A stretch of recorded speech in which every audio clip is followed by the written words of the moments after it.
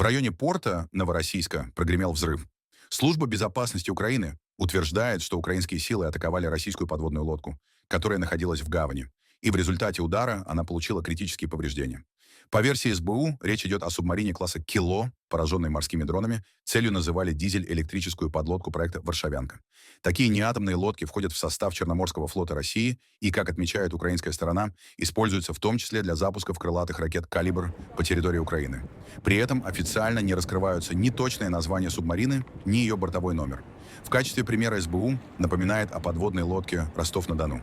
Ее поразили в сентябре 2023 года в сухом доке Севастополя крылатыми ракетами Storm Shadow, после чего лодка проекта «Варшавянка» надолго потеряла боеспособность.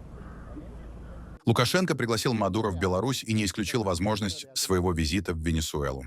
Белорусский лидер назвал Венесуэлу не чужой страной и попросил передать своему другу Николасу, что двери в Беларуси для него всегда открыты. Если бы он пожелал приехать в Беларусь, двери для него здесь открыты. Но об этом никогда, искренне вам говорю, никогда не было речи.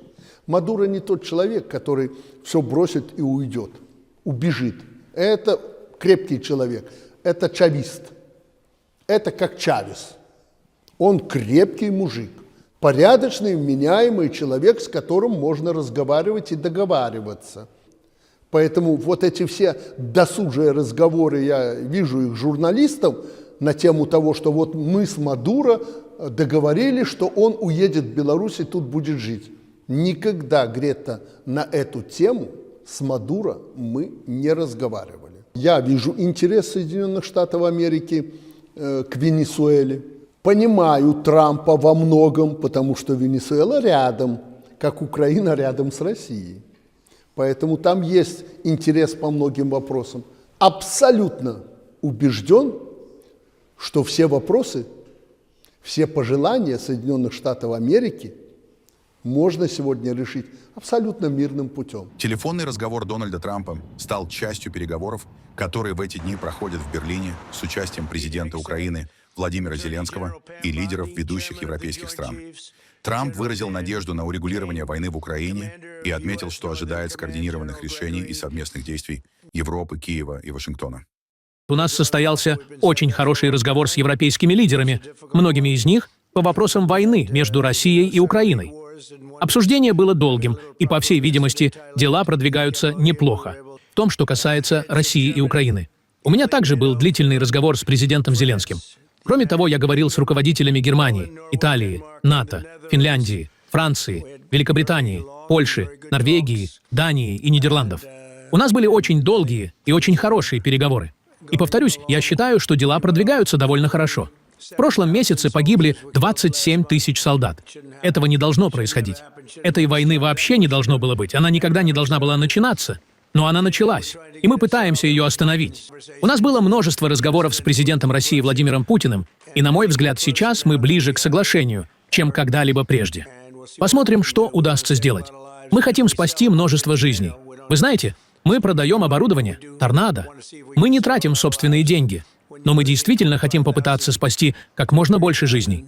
Когда вы теряете от 25 до 30 тысяч солдат, в основном солдат, но также и мирных жителей из городов, таких как Киев и других населенных пунктов по всей Украине, это очень плохо. Ничего подобного, по сути, никто не видел со времен Второй мировой войны. Но мы приближаемся к решению. И мы получаем колоссальную поддержку со стороны европейских лидеров. Они тоже хотят, чтобы все это закончилось. И в данный момент Россия хочет завершить это. Но проблема в том, что они вроде бы хотят закончить, а потом внезапно масса нет. Украина тоже хочет закончить, а потом вдруг нет. Поэтому нам нужно, чтобы они оказались на одной странице. Но, как мне кажется, этот процесс уже работает. Второй день переговоров между Украиной и американской стороной стартовал в понедельник утром в Берлине. В канцелярию Германии прибыл президент Украины Владимир Зеленский, а США представляли спецпосланники Дональда Трампа Стив Уитков и Джаред Кушнер. Канцлер Германии встретил делегации, после чего вышел из переговорной, оставив вместо себя помощника. Если воскресная встреча продолжалась более 5 часов, то уже в понедельник через 2 часа сообщили. Обсуждение будет продолжено с участием представителей европейских стран. По данным Reuters, США настаивали, чтобы Украина в рамках любого соглашения с Россией согласилась на вывод войск с восточной части Донецкой области. Одновременно европейские лидеры заявили, что возможные территориальные уступки Киева допустимы лишь при наличии надежных гарантий безопасности, включая формирование многонациональных сил под руководством ЕС. По итогам 2 дней страны отметили готовность Киева продолжать диалог, однако по территориальному вопросу сохраняются серьезные разногласия и остаются препятствия на пути к договоренностям. После берлинских переговоров украинской и американской делегаций к обсуждению подключились лидеры европейских стран. По итогам консультаций стороны выпустили совместное заявление, подтвердив, что США, Украина и Европа согласовывают действия для достижения устойчивого мира и обеспечения Украине гарантий безопасности. Лидеры США и Европы подтвердили готовность работать совместно, чтобы предоставить Украине надежные гарантии безопасности и меры поддержки экономического восстановления в рамках соглашения о завершении войны. В частности, речь идет о следующих обязательствах. Обеспечить устойчивую и значительную поддержку Украины в укреплении ее вооруженных сил, численность которых должна оставаться на уровне 800 тысяч человек в мирное время, чтобы сдерживать агрессию и защищать территорию страны.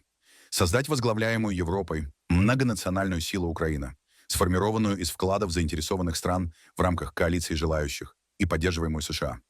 Эта сила будет способствовать восстановлению украинских войск, охране воздушного пространства Украины и обеспечению безопасного судоходства, в том числе в пределах страны. Учредить возглавляемый США механизм мониторинга и проверки режима прекращения огня с международным участием, который будет обеспечивать раннее предупреждение о любых будущих атаках, фиксировать и реагировать на нарушения, а также включать механизм разрядки напряженности для принятия взаимных действий, выгодных всем сторонам. Заключить юридически обязательное соглашение с учетом национальных процедур о принятии мер по восстановлению мира и безопасности в случае будущей вооруженной агрессии. Эти меры могут включать применение вооруженных сил, разведывательную и логистическую поддержку, экономические и дипломатические действия. Инвестировать в будущую процветающую Украину, включая выделение значительных ресурсов на восстановление и реконструкцию, заключение взаимовыгодных торговых соглашений, а также учет необходимости возмещения. США предложили Украине юридические и материальные гарантии безопасности, но их детали публично не раскрываются. Об этом в Берлине сообщил канцлер Германии Фридрих Мерц, отметив, что считает эти предложения впечатляющими. По его словам, именно тема гарантий стала одним из ключевых элементов нового дипломатического импульса вокруг войны. Юридические и материальные гарантии, которые Соединенные Штаты вынесли на стол переговоров здесь, в Берлине, действительно впечатляют. Это очень важный шаг вперед, который я искренне приветствую. Ключевым остается вопрос о том, каким может быть территориальное урегулирование. Ответ на него могут дать только украинский народ и президент Украины, который здесь защищает свою территорию. Я хочу еще раз это четко подчеркнуть. Именно украинский народ почти 4 года защищает свою землю, неся огромные жертвы. И здесь у нас полное согласие. Решение о возможных территориальных уступках будет принимать Украина. Я считаю, что территориальный вопрос очень болезненный, потому что Россия хочет того, чего хочет, а мы не можем идти дальше, поскольку это длительный диалог. Мы четко понимаем, чего они хотят. Кто-то может в это верить, кто-то нет, но мы со 100% уверенностью знаем, чего они хотят. Диалога по территориальным вопросам было уже достаточно, и, откровенно говоря, сейчас у нас разные позиции. Но я думаю, что мои коллеги услышали мою личную позицию. Я очень рад, что смог донести эту позицию лично. По итогам 2 дней переговоров Владимир Зеленский пообщался с журналистами в онлайн-формате. Он сообщил, что в первой версии американского мирного плана были спорные положения, но теперь их убрали. Зеленский подчеркнул: Украина ни де юре, ни де факто не признает Донбасс частью России. По его словам, команда Трампа готова провести гарантии безопасности для Украины через Конгресс США, а Киев рассчитывает на финансирование для переселенцев порядка $80 миллиардов на жилье для вынужденных переселенцев. Украина, как отметил президент, поддерживает идею рождественского перемирия и готова провести выборы в течение 60-90 дней при условии устойчивого прекращения огня. В ближайшие дни Киев доработает свои предложения, после чего стартуют консультации с Россией и с Трампом. Зеленский добавил, что репарационный кредит или использование замороженных российских активов рассматривается как финансовая гарантия безопасности. И если Москва отвергнет наработки по мирному плану, не исключена турбулентность. В ближайшие выходные в Майами планируются переговоры рабочих групп США и Украины с участием военных экспертов. По данным Axios, стороны переходят в техническую фазу. Военные будут работать с картами, готовя возможные параметры мирного соглашения. Один из американских чиновников заявил, что около 90% вопросов между Вашингтоном и Киевом уже согласованы, а оставшиеся требуют детальной доработки. Источники отмечают, что украинские и европейские представители были удивлены объемом гарантий безопасности, которые США готовы предложить, а также уверенностью Вашингтона, что Москва способна принять такой пакет. Сообщается, что тему гарантий, вероятно, вынесут в Сенат США, хотя формат, международный договор или другой механизм пока не определен. Американская сторона утверждает, план предусматривает для Украины усиленные гарантии, ускорение интеграции в ЕС и крупные средства на восстановление, но взамен территориальные уступки. Россия, по версии собеседников, могла бы получить территориальные приобретения и поэтапное возвращение в мировую экономику и международные структуры. Дата следующего визита Уиткофа и Кушнера в Москву пока неизвестна. Сразу несколько крупных западных СМИ синхронно подводят итоги берлинского раунда и акцентируют одно. Это была не протокольная встреча для галочки и не попытка объявить финал, а работа над конструкцией, тем самым каркасом, на который затем можно будет надстроить полноценное соглашение. По данным Киевпост, заметнее всего продвинулись по блоку гарантий безопасности для Украины. Описываемая модель напоминает логику статьи 5 НАТО, но без формального членства. Ставка делается на сдерживание, понятные сценарии ответа на угрозы и долгосрочную военную координацию с союзниками. Reuters и Bloomberg пишут, что именно тема безопасности стала стержнем переговоров. При этом Вашингтон сразу обозначил пределы. Вариант с размещением американских войск в Украине не рассматривается.